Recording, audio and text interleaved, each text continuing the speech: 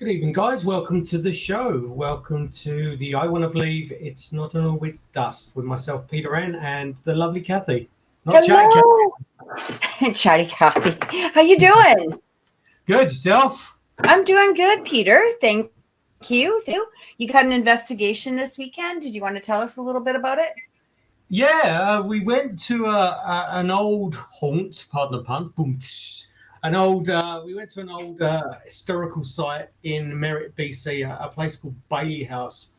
I've been collecting data from there for the past 7-8 years. It's probably the first heritage site I ever went to when I moved to the interior, and just went in there. And after 2 years, I didn't really touch the place because we've been on various projects and stuff like that. And it was kind of weird. It was the fact that there was a basement that never had no activity whatsoever in there whatsoever. And we set up various pieces of equipment in there and just left it running overnight. Some nights, sometimes we left it over the weekend, nothing whatsoever.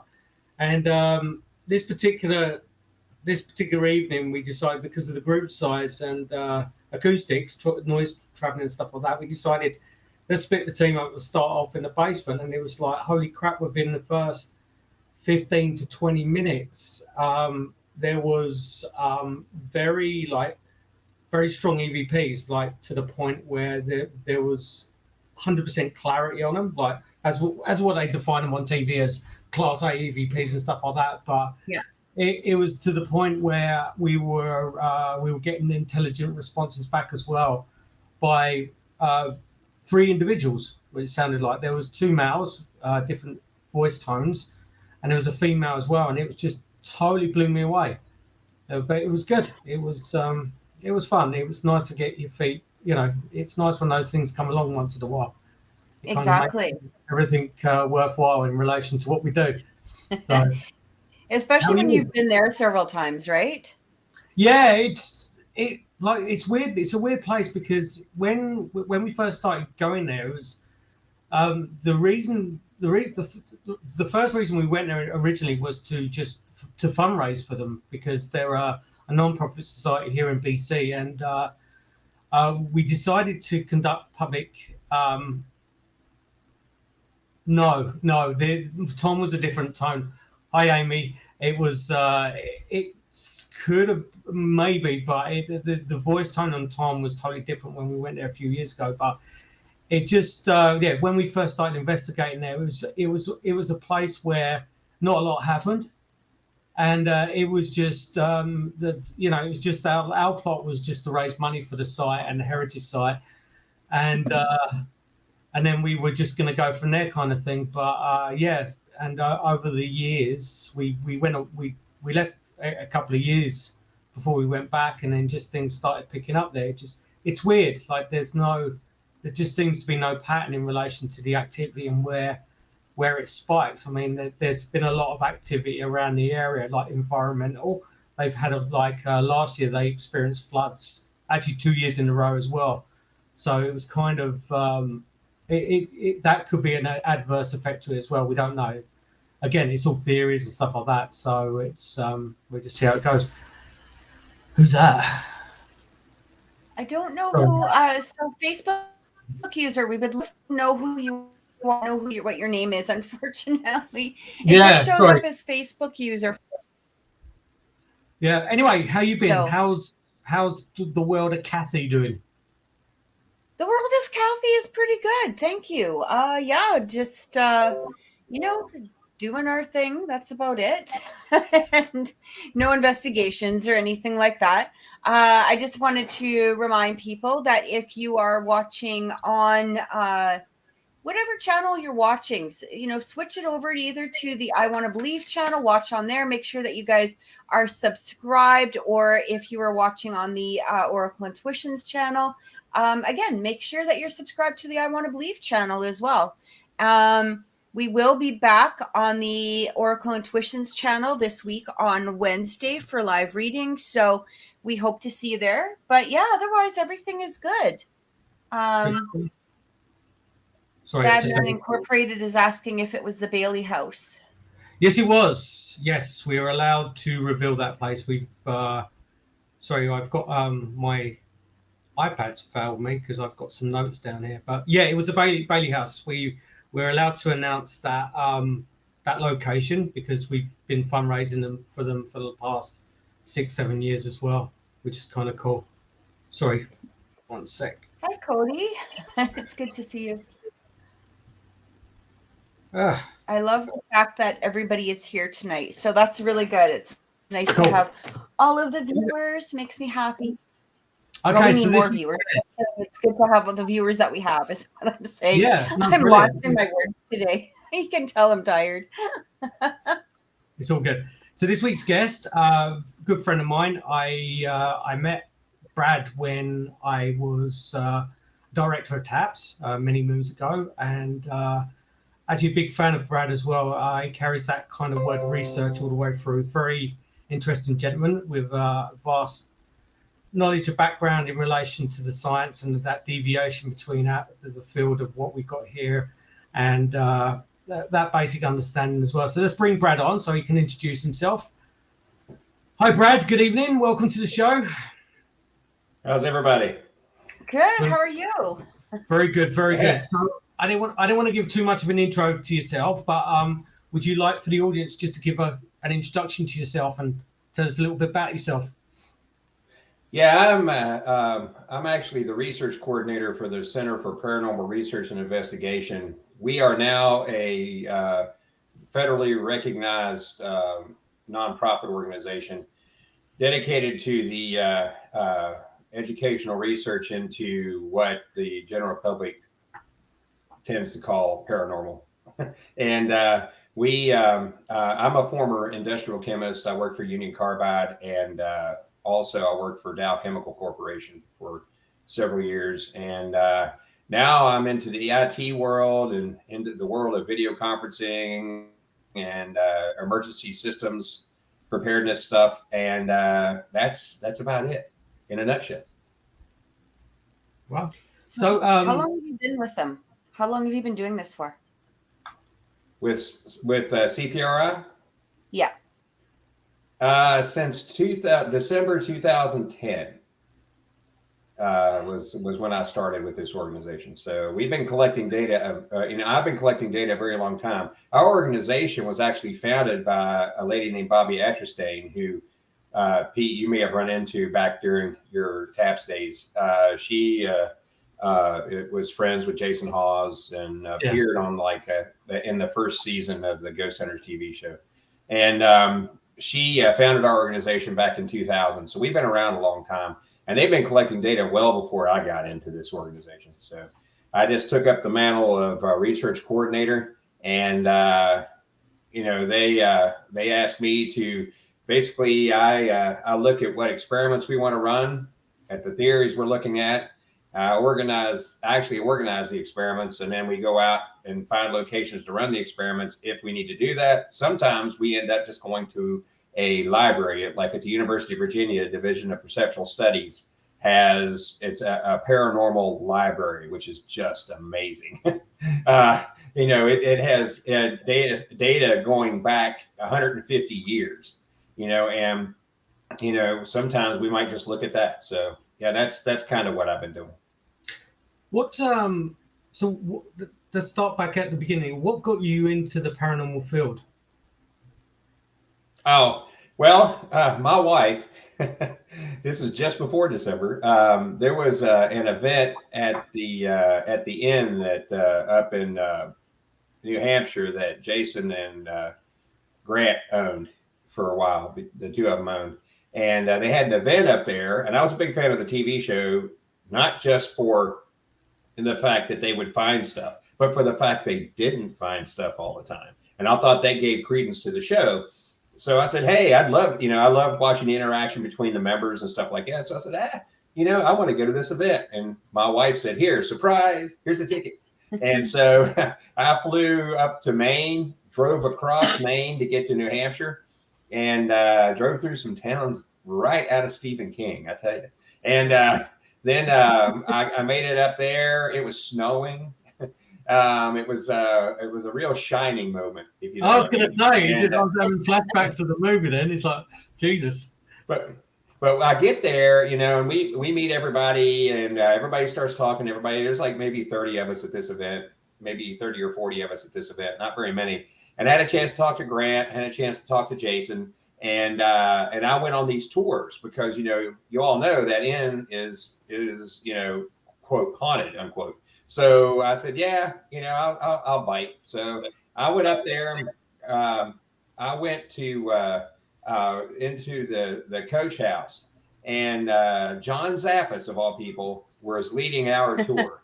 And he took us in there, and then he actually left us in a room and went somewhere else for a brief moment. And it was dark in there, and I was in there with another guy and his 9-year-old daughter, and we were standing in there just minding our own business, and all of a sudden something walked between us and the window. I saw head, shoulders, and a hat with a bill walk right between us and the window. Now at that time I was a huge skeptic. Right, massive skeptic. I was right up there with Kenny Biddle. I mean, I was a huge skeptic. Non-believer. Yeah. So I was like, whoa, what was that? So I'm reaching back for the light, and the daughter runs up after whatever it was, and I turn on the light, and she's feeling along the wall, and we don't see. We don't see anything in there. So at that point, I decided I've got to find out what the heck just happened here.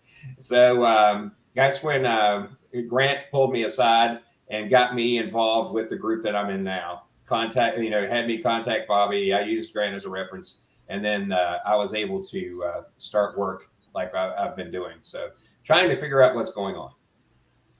It's like your group is very unique in relation to a lot of teams that I know in how you collect data, and especially with your background as well, that kind of scientific background. Do you think it was just by chance that you found a team that had the same parallels as you in regard to that research, quote unquote? I think it was like kismet, so to speak, or it was like it was like somebody reached out and said, "There's your man. Hang out with him," and then I got to be a part of this wonderful organization. I mean, this organization's amazing. We got 35 people across the whole state of Virginia in various fields that help out with the research. We have sociology, a guy, he's a PhD sociologist. He's also the chair of a sociology department at a university. We've got another PhD in education that is he does a lot of our video work. And the guy has a PhD in education, but he wants to do video work, which I think is pretty neat. And then, I'm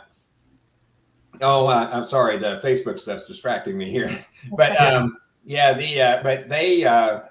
also have MD, we have several nurses, we have police officers, we have firemen, we have data analysts from NASA, we have electromagnetic engineer that works with the Navy. We have all these different people that are part of our organization and we can reach out to as resources. And what's really cool is that, everybody talks about peer review, right? We can actually, before the papers actually go out, we can peer review it internally first because of all the breadth of knowledge within our organization. And when I say peer review, I'm not talking about paranormal peer review. I'm talking about peer review of the methodologies that we're using to collect the data. That's what's important. And so we can review that stuff all day. We have meetings once a month that last a very long time. And we talk about all of our data that we've collected and, what could we do better? Should we try to experiment this direction? Should we change this? That kind of thing. So a lot of that happens internally before that ever gets out to the public. So just for our viewers, just to kind of clarify, you're not the typical ghost hunter, paranormal investigator type of team. You're not going into, are you going into houses or how are you working? Or do you even really do investigations? Well, what we do, it's not really an investigation. We have gone into private homes before, but that's in pursuit of the experiment. If somebody calls us and we're in the middle of different experiments, because we have a bunch of them going on right now that are different. And if this house meets the criteria, then we'll go there just to preliminarily to see if, it'll work for us. And then we might set up the experiment. and then we go in, and then we collect the data, and then we leave, and then we tell folks up front, it's like, hey, we're not going to tell you that that's the ghost of your dead Uncle Fred sitting on the bed over there. We're not going to tell them that. We tell them that it's like, hey, we'll tell you if there's something weird going on, and that we'll probably return if we find out there is, we'll probably return in the future to try to find out exactly what that is.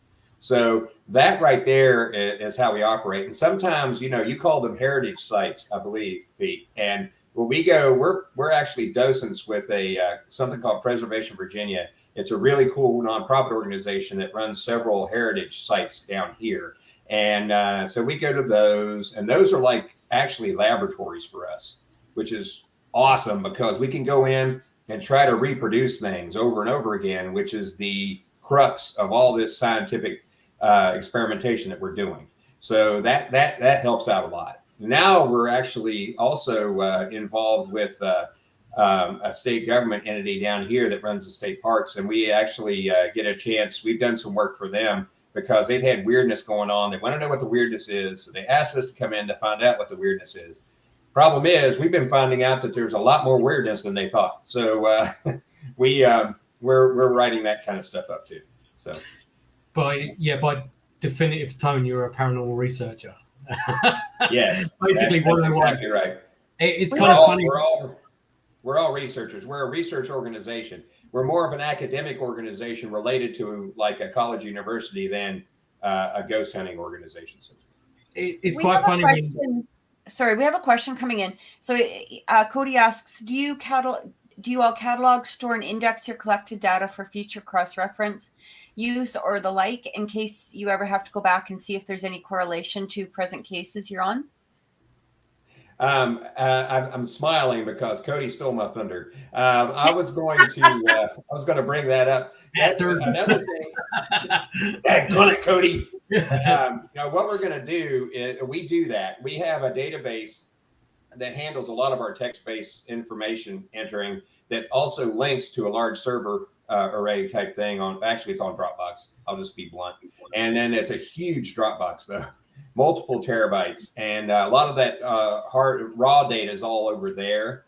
And the database actually links to it.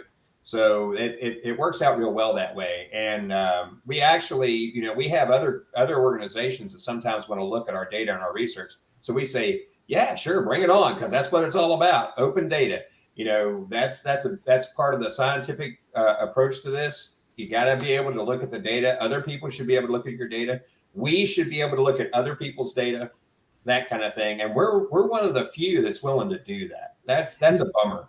It's a very that data sharing, that subject, and we brought that up as a subject many years ago when I was a part of TAPS and when we were a part of TAPS Forum and stuff like that. But everyone's so closed doors in relation to that, and even like I think there was a thread at one point about data sharing, and I brought up about my data log and stuff like that, and I think it was just only you that was interested in it, because it was just like, well, I have a data log of different colors that I've different lights. I've experimented with different shades of colors and stuff like that. And this data log's over 10 years old. It's like, do you want to see it? And it was like crickets. Yeah. I remember that. What was it? It was just funny, but it's funny. Anyway, I remember that. I remember that, Pete. I remember that vividly. And then I had discussions, with other folks about that too, outside of the TAPS family, because we're part of the TAPS family as well. And we've had discussions outside of that. I mean, I know, Dave Gibb, you know him. And, he's actually come down to Virginia a couple of times and went with us to do some of this data collection that we do. And we worked real well together, and we got to talk to him about it a little bit. We also talked to other groups around outside of the TAPS family, though, about, the same kind of thing. Hey, you got it. When you collect your data, you got to store it so you can cross-reference it. You have to relate it to the experiment you're trying to run. Don't just collect data for data's sake. You got to know why you're collecting the data, and that kind of stuff. So it was really nice working with Dave, because Dave, and by the way, Dave, you need to send your check to my address. And I'm joking.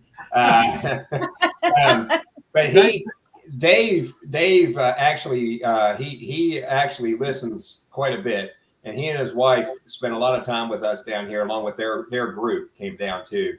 Yeah. You know, John and all those guys, they all came down, and it was really cool because they actually, you know, we exchanged a lot of information at that point, which a lot of groups just do not do. Like you said, Pete, groups just will not do it, and I don't understand why. It's disappointing, but you know, it is what it is. We're trying. You know, we come on like shows like yours. We get on. We do these presentations at large cons.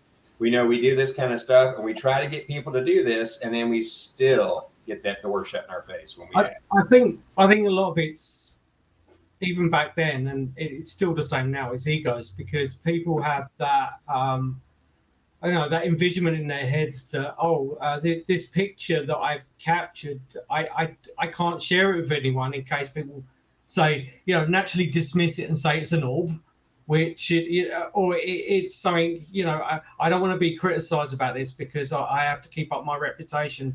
And then the other side of the fence as well is the people that don't know what their equipment is. Like, I'm not talking about the K2s and that bullshit or anything like that. I'm talking about like the basic functions of a camera, basic functions of a voice recorder, like all of those elements that we need to know as paranormal investigators. And you know, they hear something mechanical and they naturally think, oh, you know, that's Auntie Meg, you know, and it's just that reason why it's so freaking closed door in the field, where people don't share pictures and they don't share like EVPs. Like, hey, Brad, what do you think of this? What do you think? You know, what do you think of this picture? I don't mind, you know, having it thrown back in my face, but I would share it with someone that has a clue what they're talking about. And I'm not saying a paranormal expert, but the people that know the basic functions of a camera, the basic functions of a voice recorder and stuff like that, and you know, the right way of measuring for paranormal activity in that respect. But it just it's kind of a shambles, and it's getting worse before it gets better, unfortunately. But, so someone's asking if sorry, there no that's okay. Someone's asking if Amy's asking if the opportunity is okay, hang on. Closing a closed door, is that a normal thing for the paranormal field? Like, people don't share? Yeah. This is quite common then. It's too bad. It's the norm. It's the norm. Yeah, totally. It's like 99.9% of the field. Like no one would share what they find. I mean, a lot of the investigations I've had over the years, there is that confidentiality agreement that I have with clients. So I can't, you know, we're not going to be putting it on Facebook or anything like that. But if there's that close network community with, you know, where you have like-minded people in one community that's kind of private to the public eye, there is that, you have that ability to share, but people are just too paranoid to share that because of what they can hear back. Yeah, I think we've kind of picked up on what's going on there over the last 12 years. You know, that a lot of what's going on there tends to be, you know, you're right, Pete. They don't want to be criticized. You know, they're afraid of criticism. They're afraid of rejection, that kind of stuff. When that's what this is all about, because I've been wrong before. And if anybody from CPRI is watching this, erase that from your mind, because I'm never wrong. But but seriously, I've been wrong before, and our own people have called me out on that. So, you know, we're not afraid of that. You know, you can't be afraid of that, because you learn from that. That's what's important, and we're never going to go anywhere if you don't learn. And that's what I keep preaching over and over and over again. Everybody from CPRI has heard me. I've preached to the choir there. But, you know, and Cody's right when he posted his comment about, you know, you got to know what you're reading there. You got to know, you know, that's why we say that when you you're going to go into a place, first off, you've got to know what experiments you're going to run. Then you only bring the equipment for the experiments. You don't bring anything else because you don't need it, because it's just going to overshadow everything you're trying to do. And then it also has the possibility of biasing what you're trying to do, which you don't want to do. So I think that would limit that whole problem with people not knowing what their equipment does. If they would just run the experiment and just bring what they need to collect the data for the experiment, that it should help eliminate that. It's one mitigation step. What we in the chemical industry, we call that an engineering control. So, it would control the situation so you don't have to worry about it. It removes that variable.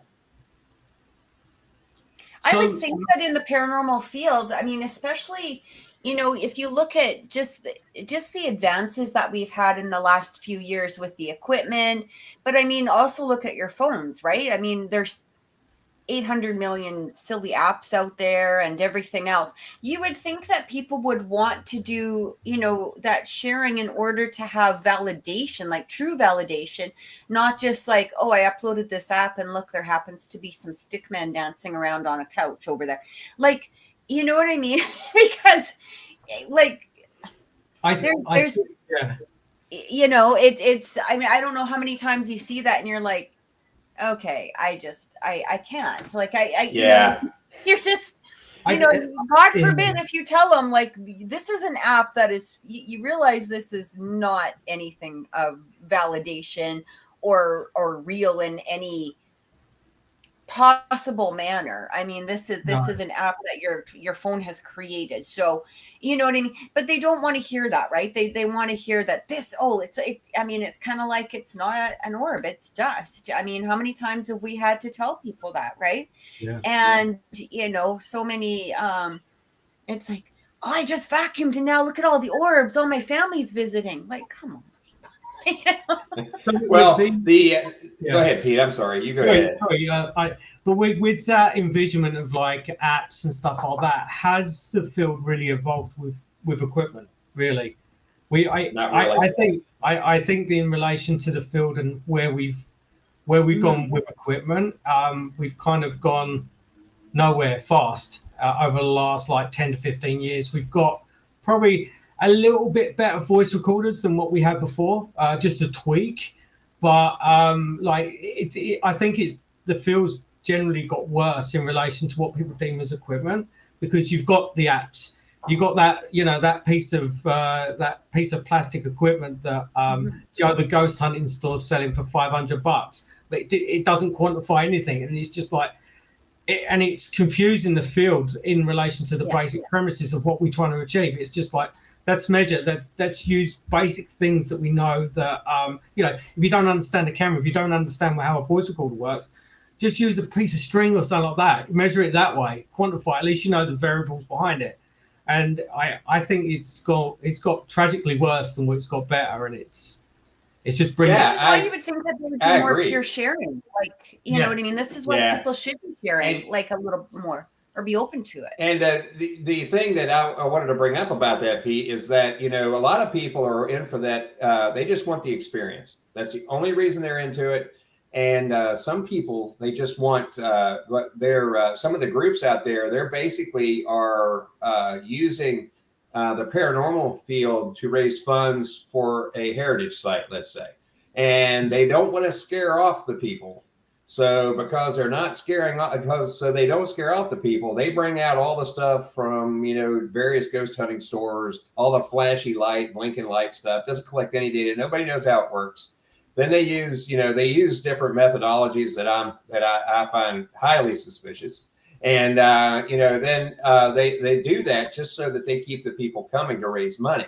The problem with that is we're perpetuating a myth at that point. There is no scientific evidence to show that any of that stuff works or even how it works. And that's the biggest problem with that. One of the things that we need to do, though, is everybody needs to be, hold on, I'm reading Cody's. Yeah, that's true. But we basically need to be citizen scientists. We need to, even if you just know the basics of the scientific method and experimental design, just the basics, what you would learn in high school, then you could actually be, bless you, you would actually be you could actually be what's called a citizen scientist, where you could actually collect data and present that to a known group of scientists to do the actual data analysis on, statistical analysis and that kind of thing. And that's what we need. We need more than anything, because, you know, one, two, or three groups out there that operate like we do is not enough. Luckily, there's you know, the University of Virginia, the Division of Perceptual Studies. They do research into paranormal stuff. Johns Hopkins is dipping their toes in it. Of course, then you've always got the Ryan Institute, and you've got people like that. But what is your take in regard to the data loggers in use today? It depends on what you're using them for, Cody. If you're going to, data loggers themselves are essential in the experimental design, because you need to collect the data over time. And you got to log that data over time, so you collect it on a data logger. Probably the only advancement in paranormal tools out there that I've seen that's been worth well, in West Virginia we say crap, so that's worth a crap, is the EDI Plus. And even that in the beginning was not, because they would not give you any of the specs on the sensors that are in it, because it does data log environmental data over time. And that's all it does. It doesn't say there's a ghost. It doesn't say anything like that. It just records environmental data. Here's the problem that I have with people using those things, though, is they carry them around like this. Oh, look at this. And you can't do that with an environmental sensor, because it changes because you're moving it, you know? So you can't do that. It has to be a static piece of equipment. So I like those, and I think those are okay. I wish their sampling rate was a little better than once per second. But, you know, it is, you get, you know, if they did that, then they'd have to increase the price, because they'd have to get more expensive data logging capacity in that thing. So anyway, that's the only one that I really trust. You have those HT sensors that you could get, humidity and temperature sensors that people use in industry. You can get those on Amazon.com all the time. And it is real easy to use those things. Now, here's the funny thing. You mentioned cell phones earlier, Pete. Actually, Kathy might have mentioned it. One of you guys mentioned it. And on this silly cell phone right here is on a Samsung cell phone, you've got like 30 odd sensors on that thing. And you can actually use that to be a data logger, collecting data off those sensors for light. You can collect vibration. Orientation is really cool, and proximity. And you can collect a lot of that data over time that would actually help you on the back end of whatever experiment you're trying to run. You know, you're collecting environmental data, but you just have to remember one thing. If you're running other data loggers other than your phone, don't use your phone, because it will interfere with those other data loggers. The phone, the RF from the processor in that phone will reach out as far as 6 feet and mess with just about any kind of geomagnetic, any kind of magnetometer you've got. Forget it; it's not going to work. So that's one thing that I think that people are, you know, they're kind of misrepresenting these things too. They're saying that they're either saying 100% you can't use them, or 100% we use them all the time, which is not the case. Right. You know, they're good. They're good. They have a niche use. Let me put it that way. I used the old iPad, like probably about 4 or 5 years ago. I actually got an app, for seismic measuring, and I got like the sensors, and it was attached to the iPad as well, and that was pretty sophisticated as well. Like, and it was an app, but it had the associated software and the equipment with it as well. So it, you know, everyone shuns upon when we shun upon things like the apps. It's like the ghost detectors and stuff like that. Phones right. have certain capacities to record data, as we know, and it's just finding the right software to go with that, rather than finding you know, the ghost sensor that's 99 cents that, you know, you can detect a ghost in the house and stuff like that. But interesting you bring up. I wanted to show you. If you look on the let me see if I can put my finger up, wrong side. Right there. It's called Sensor Insider Pro. It will access every sensor on your Android phone. They have it for Apple too. And Sensor Insider Pro, and yeah, it costs $3 American. But once you have it in perpetuity, and it always updates. So that particular item will allow you to use the sensors that are on your phone as true environmental sensors and data logging sensors. One gotcha that you got to worry about is your temperature sensor on your phone is actually looking at battery temperature. Yeah. So that you don't want to use that. You don't want to use that. But other than that, though, the vibration, the magnetometer, because they have it's basically a tri-field magnetometer on that thing.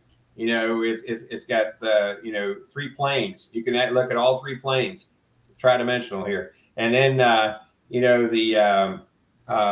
light sensor is top notch on the latest Samsung phones. It is really good. So and they sample as fast as 100 times a second or more. And that is fast. And what we're finding is that some of these changes in environment that correlate with what anomalies, either audible or visual, they happen very quickly and within a short radius, like a 3-foot radius around the point source of where that would be. So if your sensor's not in there, within that radius from where the point source is, you're not going to pick anything up.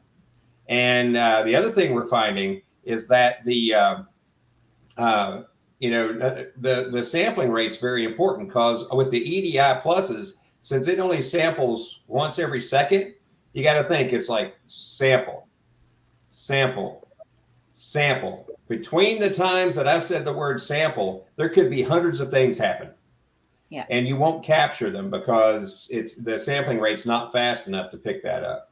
And so, but we still use them for background environmental data. We still do that. And and also they call it EMF sensor on there. It's just a magnetometer. That's all it is.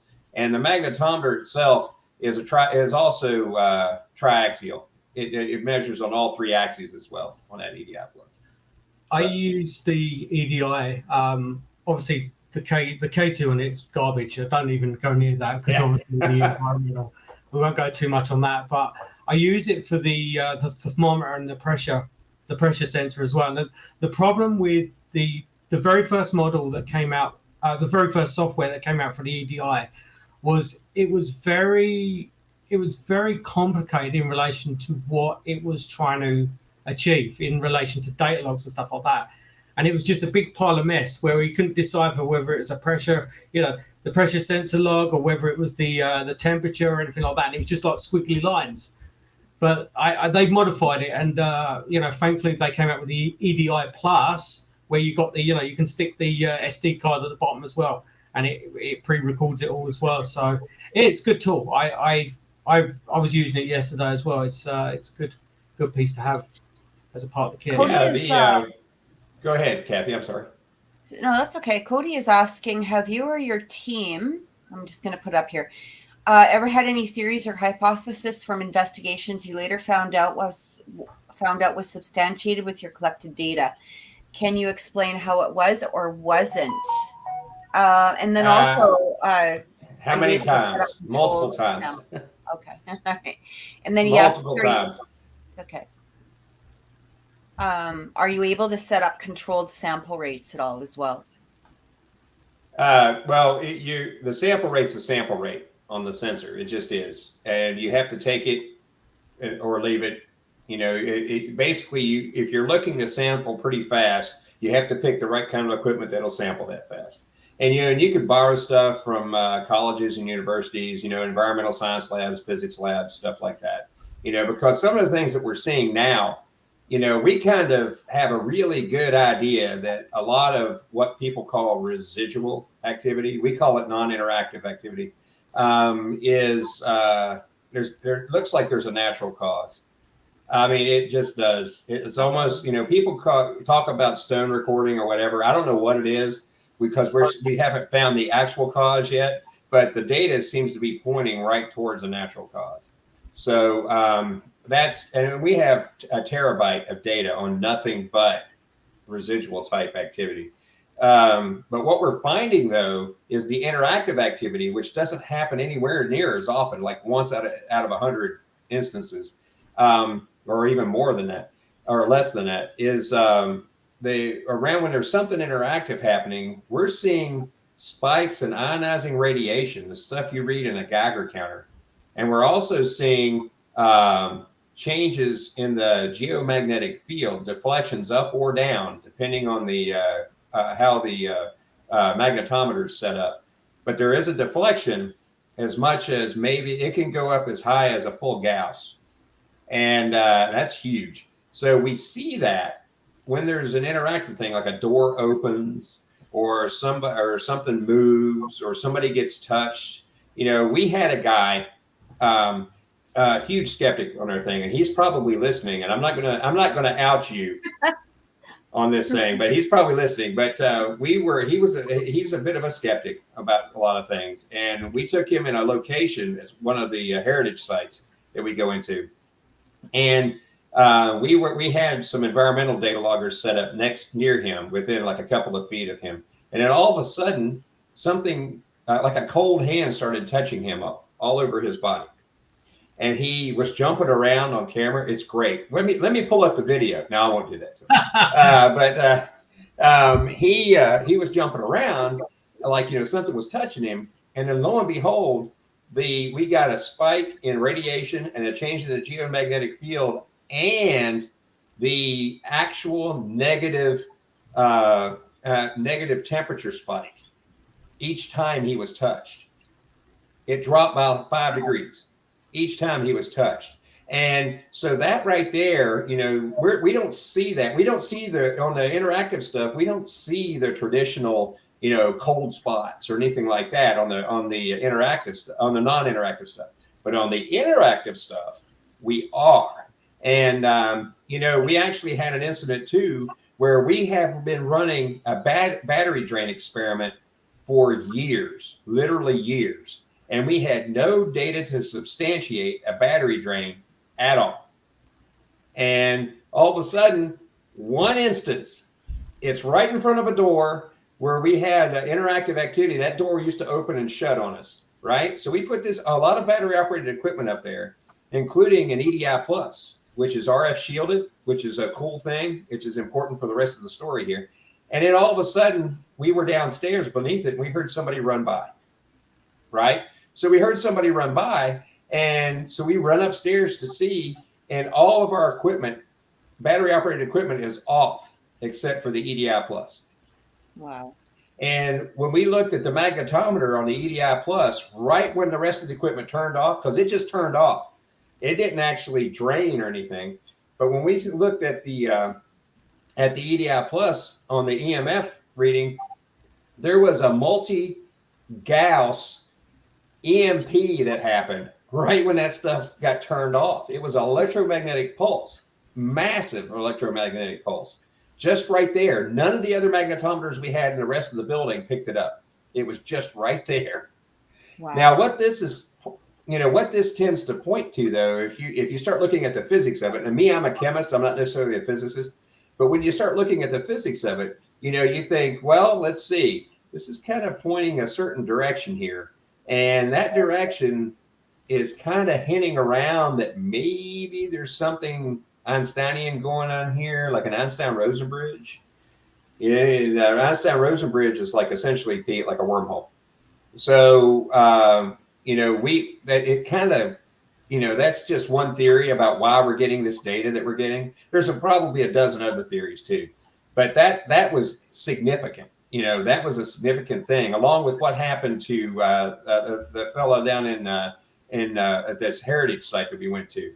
That kind of data is indicating that there's, you know, if you look at the theory of a wormhole, if it opens, you're going to see a spike in radiation, a spike in UV light, a spike in, and you're going to see a change in the magnetic field around it. Now, what you're going to also see, though, is a change in environment. And that's because on what's on the other side of the wormhole would be a different temperature, barometric pressure, humidity than where you are. So if you see that kind of thing open up, then you're going to see the cold spot, or you're going to see an increase in temperature. You're going to see a massive change in barometric pressure or humidity. You might see that kind of thing in an interactive environment. And that's just one theory, though. One theory. And we have probably a dozen that we're looking at based on this data, because we just started looking at this. Because, out of the terabyte of data that we got for residual stuff, we probably have maybe 100 megs of data on interactive stuff, and it's not enough to do any kind of statistical analysis on yet. So, but we're trying because as well as I do, finding something that's interactive is really hard to find. You can hear stuff all day long, but if it's not interactive, then it doesn't matter for us right now on that line of experiments. That's just one line of experiments. So, going back to the beginning, when you were talking about when you have your council of your team discuss cases when they come up and stuff like that, what do you guys do in preparation of research of a new case that differs to, most people define research before they go into the place. They research the history of the building and stuff like that. What do you guys do prep before you actually go to the site, or you decide whether you guys should be going in there or not? Well, we actually have a couple of folks that are trained in interrogation in their day jobs. We have them talk. Yeah, so they're going to come up and knock on your. They're going to knock on your door in a minute, Pete. But anyway, they wear the black suits with the black ties and everything. No, I'm joking. But they actually talk to the people and get a gist and try to figure out if they're like lying, because people will call you and lie to you because they think you're going to get the TV show in there, and and they also will lie to you because they're trying to get out of rent. They don't want to make their house payment, something like that. We've had all kinds. Of course, we also had the druggies that are just stoned out of their mind when they call us. Yeah. And you send Pete in. There you go. But but anyway, what they do is they find out, they vet the people first, and then we look at what they're talking about, and if it meets, if they're what they're seeing or experiencing or what have you meets some of the criteria of some of the whatever line of experiments we're running at that time, then what we'll do is call them up and make arrangements to conduct what we call on-site research at their location. And we design an experiment around we basically use one of our existing experiments and then adjust the design of it, so to speak, to match their location and try to collect data that way. So we can at least be talking, apples to apples when we start comparing data later in our data analysis sessions. So that's kind of what we do. The history, actually, sometimes we look at that, but sometimes we're not really worried about that. What we want to see is, all these things are popping up underneath here. Sorry. Yeah, we actually have medical professionals that are part of our organization. So mandatory reporters as well, because in the States, we have to, if somebody sees something that violates the law in regards to youth or female individuals or something like that, that has to be reported to a government entity. So a lot of our folks are already mandatory reporters. So we try to have people with that kind of background as part of not really the interview. Let me put it that way, of the interview with the people. So we try to do that, and that's how we try to cover that. Plus, if we go into the site, we want to have some of those people with us. We actually experienced one time we went to a location, and luckily we had an MD with us. And while we were in the location, when we got there, the person kept talking about how she was hearing voices, right? Well, we were running audio in there almost exclusively, trying to get some environmental data too. And we were trying to do that when all of a sudden her story starts changing to where the voices are telling her to kill the animals from her neighbors and stuff like that. So we're like, ooh, wait a minute. And then the MD walked up to me, and I was setting up stuff. And I was, just moving equipment around. And she says, pack up the equipment, put it in the car, and wait for me in the driveway. It's like, okay. So we did that. And then she came out later and told us what was going on. And a lady later had to, there was some mental issues going on there. So, but we stepped out of that one pretty quick. Yeah, we've run into that before. And, and I hate to be crass, but we're trying to collect data to perform research. If we can help somebody while we're doing that, that's great. But believe it or not, that's not the primary goal. The primary goal is to collect the data. And and that's what any academic organization is going to do. Yeah. They're going to collect the information. And if we can help somebody by collecting that information and letting them know that there's nothing weird going on in your house, or, there's nothing weird going on out in your yard or anything like that, that's great. We can do that. But our primary goal is to collect the data and further the field so we can help the vast majority of people out there versus just that individual. We're trying to help a much broader group of people, so to speak. So with your data logs and your archives, that kind of thing, has there been a trend that you've seen that has been more noticeable in relation to increased paranormal activity in regard to environmental factors? Well, one thing we have noticed is that there are certain environmental factors that cause people to think they hear and see things when there isn't anything there. We have seen that. But there's a lot more, it seems like there's a lot more people reporting stuff, but I think that's leaning more towards the large amount of media, either social or television or what have you, advertising the fact that people need to report this stuff. And so people go out and it's like, well, let's see, my door creaks all the time, so maybe that's paranormal, so they report that. Or better yet, my cat sits and stares at the wall all the time. And it's like, well, besides the fact it's a cat, I can't say that that's paranormal kind of thing, So that a lot of that happens because it's just being pushed out there through the media. A lot of folks are pushing that out there.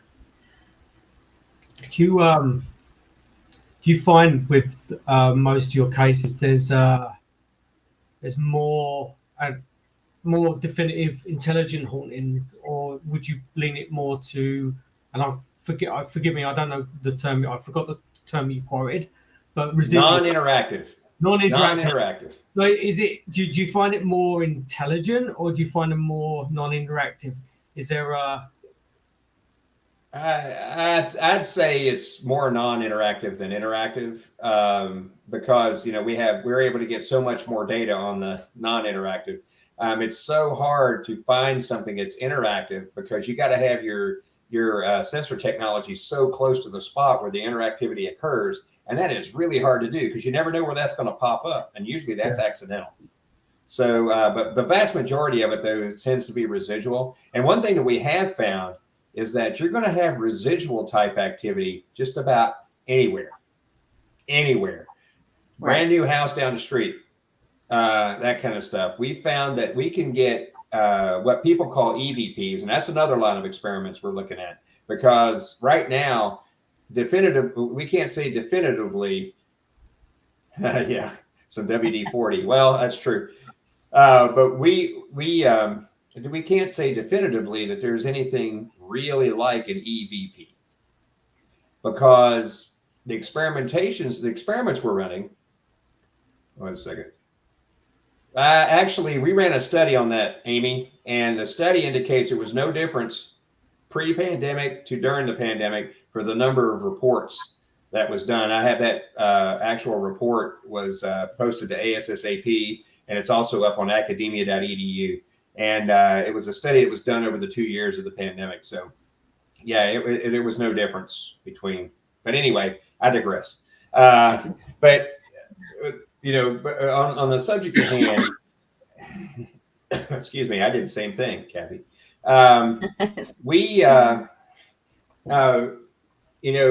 looking at, we were talking about the whole thing. I'm sorry, I was being distracted by everything down below the screen there. Sorry. You're fine.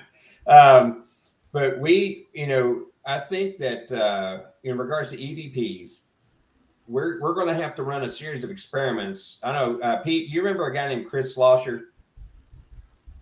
He used to be with the Taps family. He was associated with the Taps family for at the first. I know. Yeah. I know him. Yeah. Yeah, he lives down in Texas now, but he's presented us an experiment where we're going to do some experimenting just on about something similar to that, and that's going to be one of the first steps. But the data we have right now indicates that all the audible stuff we're getting, all of it, is actually audible. It's not EVP stuff where we didn't hear it and and it only comes across a recorder, because we're finding out when we run multiple recorders in a room, which is what we do for redundancy. Even if we didn't hear it with our own ears, it's been picked up on multiple recorders, on multiple recorder types, on multiple microphone types, dynamic and electrets. So phantom powered mics. So, we're going to have to run some serious experimentation to look at that. And all the transcommunication people are going to throw rocks at me. But, we just don't have the data to show that right now. And so we're going to do some experimentation on that, just that part as well. It's just going to take some time to collect basically, we got to collect all the equipment. I've got a real nice Zoom multi-channel podcast recorder that we're going to use. And I've got a bunch of dynamic mics, and I got a bunch of phantom powered mics that we're going to spread out, and have them in pairs so we can see what happens there as a first step. Because if it's going to be EVP, it's probably going to be, the first step is to eliminate microphone changes, whether it's using a coil and a diaphragm in a dynamic mic, or whether it's using something phantom powered. We're going to have to isolate those first. And then after we get that out of the way, then we can move on to the next step. Well, is it manipulating the recorder itself? That kind of thing. And there's a lot of things, people, there's a lot of experiments people are trying anymore regarding, the Faraday cages and things like that, just to see. So we're going to have to do that a little bit. And another thing we found out too is that dynamic mics are great antennas, and they pick up RF from AM radio stations, FM radio stations. If the environmental conditions are just right, they will pick that up.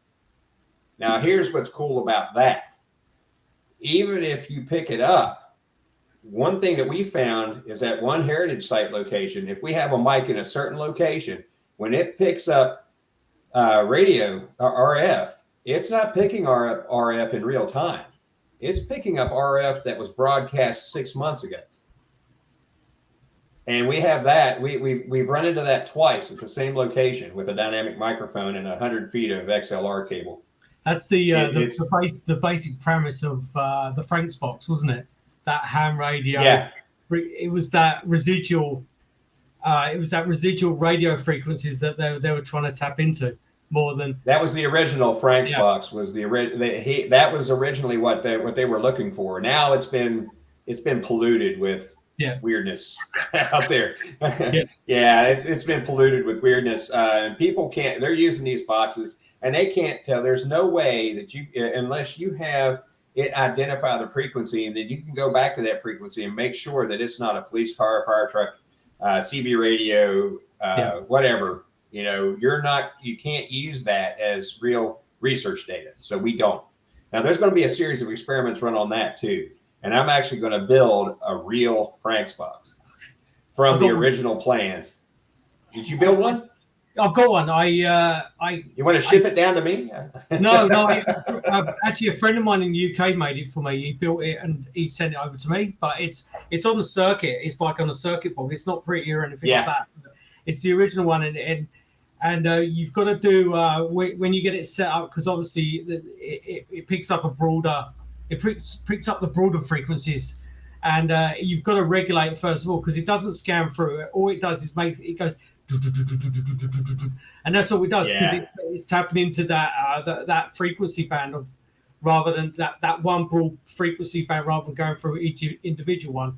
But it's cool, and I started using it about 2 years ago, and I got it set up on an investigation I had down in Vancouver, and it was really interesting what came through on it. There was obviously no static or anything like that, but I did get a voice come through on it, 100%. And it's there's something there's definitely something there in relation to the radio frequencies. But going back to what you say as well, it's finding, it's finding that with the spirit box, when it's scanning through, it's finding that frequency it picked it up on, and concluding whether there was anything natural behind it, like radio walkie-talkies and stuff like that. But what's interesting as well is something that I did about 3 years ago was that I did an experiment with multiple voice recorders and stuff like that, and microphones in one room, and it was actually investigating my house, but keep that quiet for my wife.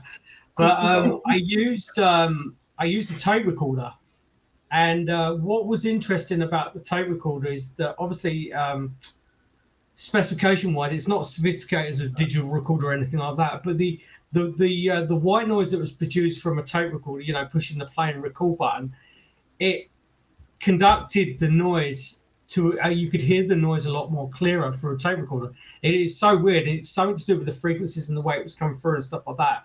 And I don't know quite why, but I picked up things on the tape recorder as opposed to a digital recorder as well. Yeah, I think the one thing that there's a known, because I was in a rock band for 20 years, and I actually had hair down on my shoulders, and ain't none of that now. But during that time, I learned a lot about carrier waves versus that are over top of white noise like that, because you generate a lot of white noise back in the day with all that analog equipment that we had, and in the band. And one thing that I found too is that believe it or not, what your voice will actually I don't know, it's almost like the white noise actually helped your voice to project across the public address system, which is weak. And it was interesting how that would propagate. So, but that's yet another line of experimentation we're going to be looking at down the road. We have so much that we want to do. And since we're now let's call it a 501c3 down here, but we're a federally recognized nonprofit, we're taking donations and stuff like that. So we're going to be able to write some grants too, because now that we're a nonprofit, we could write some grants and be able to do a lot of this work that we want to do. And so that's one of the things that we want to do. We're also helping out with a lot of other events out there. There's one coming up in January at a place called Hanover Tavern, where we're helping with a Paracon that's there, and we're going to have a science track. And there's a fellow that's going to be there. His name is Brandon Masulo, and he is a psychologist, lives in Ohio, and written a couple of books and several papers. And he about a lot of paranormal type stuff. And he actually is a champion of the citizen scientist approach that I just talked about. And he's a big fan of that, huge proponent of that. So he's going to be at that event in January. I think that's January 21st or something like that. But then in June, we're going to be hosting, helping with the Kling brothers. You remember Brad and Barry Kling from Ghost Lab TV show? It was back in the day on Discover Channel. But they're Brad and Barry Kling are hosting an event in Central Virginia at the Shenandoah Crossings Resort on June 8th through 10th. And they're going to be looking at Civil War history and the paranormal, which is real interesting in this area. And we're going to be helping with that as well, providing a scientific angle as we investigate 2 locations during that time period. And and Jason Hawes is going to be there, and Tim Shaw, and that's actually called the Ghosts of or the Shadows of Shenandoah. Sorry, they just announced it last night. The Shadows of Shenandoah is going to be the event, and we're gonna be helping with that quite a bit too. So we're trying to, assert influence, so to speak, get the word out, about the scientific method, experimental design, the importance of doing all that stuff. So that's one of the things we're trying to do, and trying not to make a lot of people mad in the process. Do you have these events on your website? They're on our Facebook page. You can go to it's gosh, I can't remember what it is now. I'll tell you real quick. It's VA CPRI on the Center for Paranormal Research and Investigation. You can look that up on Facebook, and we are there. And you'll find a lot of stuff. We even have examples of our data from various locations that we've been to on there, as well as links to some papers that have been written. So there's a lot of that stuff on there. Plus, there's a link to our main webpage, which is actually being redone because we got our 501c3. We're now redoing our webpage. So that's being done outside of my purview, actually. So, but I do know that the Facebook page is updated with a lot of stuff. So all that stuff's there. Brilliant. Perfect. Brad, thank you. Pleasure. Well, sure. Thank you so much, sir. Wonderful to meet you. Thank you. Yes. Well, nice to meet you too, Kath. So thanks, guys. Thanks, guys, for tuning in. And next week we have a new guest, which is it's going to be our Thanksgiving weekend next weekend, isn't it? It is, isn't it?